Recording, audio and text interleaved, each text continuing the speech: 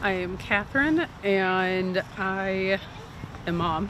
This is Cheyenne. She is 15 months. When we first had her and we were trying to find daycare, we could not find anything that would accommodate us. Our biggest challenge was finding something that was reasonably priced, as well as something that was obviously available. It is like trying to pull teeth to have someone respond back to you. Oftentimes, there is a wait list for a child care provider, not because there isn't room, but because there's not enough staff. In the winter and spring of 2022 with the League of Women Voters, overwhelmingly we found out that there was a dearth of child care. We had already been labeled a child care desert from the Iowa Women's Foundation, which simply means more demand than there are providers. The League of Women Voters took that information and brought together key stakeholders within Lisbon and Mount Vernon for a summit where we had over 60 people present. What came out of that was the Lisbon Mount Vernon Child Care Solutions team. Our initial mission was to support children and their families and our early child care providers so that all in our community will thrive. Our kids go to school in Mount Vernon. Everything we do is in the Mount Vernon-Lisbon area, and we now have to drive other directions.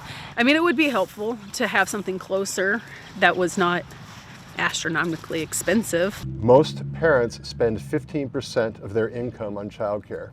So they're paying a lot of money, and yet the child care providers are the third lowest paid profession in the state of Iowa per the Iowa Women's Foundation. Our group has been doing wage enhancement to help with retention so people don't go out looking for other jobs. Child care is a top 3 cause of worker turnover. If I could be a stay-at-home mom, I would. A huge struggle is, trying to balance work and trying to take care of my kids because of the lack of daycare providing or after-school services. The question on where we go from here really is seriously talking about, do we have the wherewithal to build a larger structure that could have 100 to 125 seats for infants up to 5-year-olds? A longer term solution could be that we build onto an existing building like our recreation center, the Lester Bureau Center. We've been raising $110,000 that we've been able to put back into the community.